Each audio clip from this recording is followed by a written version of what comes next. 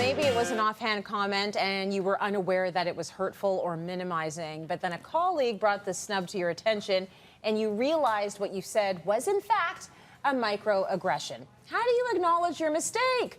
Karyln Percil is here to help us work through it. And first, Karyln, let's start with an explanation about what a microaggression is. Absolutely. So microaggressions are everyday humiliations and offenses that people from systemically marginalized groups face in their everyday routines with people from all walks of life. And the thing about it is that those comments and those remarks, they often seem a little bit not that harmful, but in reality, the accumulation of those experiences, this is how we get to the macroaggression. Yeah. And what we often find is that it means that there is evidence of the systemically racial, unconscious bias present in the everyday interactions. And the interesting thing, T, is that often when it happens, the person who's on the receiving end, they're left with this bag of emotions and feelings with nowhere to put it, and no one sometimes to acknowledge it. Right, and that's when it becomes this situation that's just like a piling on, because often there's more than one that can happen in a day or in a lifetime. You can accumulate about thousands of these microaggressions, right? And it's things like, hey, is that your real hair?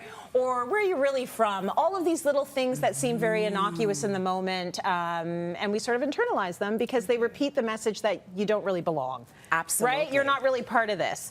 The process that we want to talk about now is what should happen when you have been the one to make the microaggression. Yes. So, like, you find out that you have done something or said something or something clicks in you and you're like, oh my gosh, I shouldn't have said that. That was wrong. Now what do I do? So two things happen. So as you mentioned, it happens whether it's through race, sexual orientation, disability, ageism. It can come from any single interaction. And what we have seen happening is that two different lanes or pathways. One is leading with denial, which leads us down to the path of entitlement. And with entitlement, sometimes people really want to hold on to what they say and how they say. Well, I've been saying this for a while, T. It's just a comment about your hair. What's the big deal? These folks, I want to invite them to let's go to the pathway of leading with humility, because humility leads to accountability. Yeah. And call yourself in. Call in that learning opportunity. So now what do? You've done it, you recognize it, what do you do? First, understand that you will feel a lot of emotion. So take a deep breath.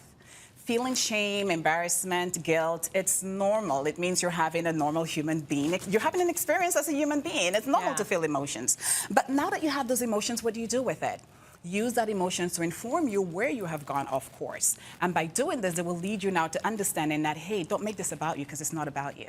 You have to center the person who is on the receiving end of the experience. And this leads me to the next point, which is really take an opportunity for you now to understand the difference between intention and impact. Okay. Intention does not negate impact. And intention looks like this. Intention says you defend what you said or what you just did. Oh, I didn't mean to. It means that you're centering yourself. Leading with humility looks like, hey, T, I recognize that I may have hurt you or I may have harmed you. How can I begin to repair? And the last thing that I would say is also really think about how can you apologize sincerely with your values in mind. And because when you make the time to also listen to the person who have been impacted, you're also creating space to center them and to really hear from their experience what has gone wrong. And it takes a lot of emotional courage, T. Yeah. You know, even when someone says, you know, about that hair comment, it takes a lot of emotional courage to actually speak up and say, okay, this is the 100th time you said this thing. Yeah. So ensure that you're centering the person who's been impacted and not your feelings. So I think such good tips. I think that it's important that the conversation just happens, and I think that the courage needs to happen all around for sure. Because here's my process. I think we've all sort of dealt a microaggression without knowing it. And so I have misgendered someone before. And my process is like I get really hot behind my ears. Like I start getting really embarrassed, right? So I realize, I'm like, oh my gosh, I shouldn't have said that. This was wrong. They didn't call me out on it, but I know I did this wrong. Maybe I even ruined their day. Like, you don't know. Possibly, you don't know what the harm is. I know that I've gotten microaggressions that just took my day, sidelined it. So now they haven't called me out, but I'm going to call myself out or call myself in. Do I go to that person and say, this is what I said. I feel like I might have caused you harm. I'm going to do the work. Or do I just let it go because now I'm causing them more harm by talking about it? I know, and it's such a difficult place to be in. So this Yeah. is where we get to the last part, which really looks at focusing on repairing the relationship and focusing on the education. So what I would say, T, is I'm very cautious in terms of asking the person because they have been through so many different which is now at the macroaggression level. So what I would say is focus on repairing the relationship. You don't need to bring it up or repeat the apology, but take your cues from the person. Yeah. If they're inviting you to have a conversation about it, absolutely go down that way. But do not expect them to be the person to educate or to soothe you. They are dealing with enough already. The second part is focusing on education. Learn to do better. It's about practicing, and it's about sharing with your community so that you now spread that lesson, so then we lessen the impact so that we don't repeat that again, and we really work towards creating a better future. And most importantly, doing better, I would suggest to grab Rachel Ricketts' book. It calls Do Better. Yeah. And you can start there. It's a good one. Okay, so I'm going to call my vulnerability friend. T, are you there?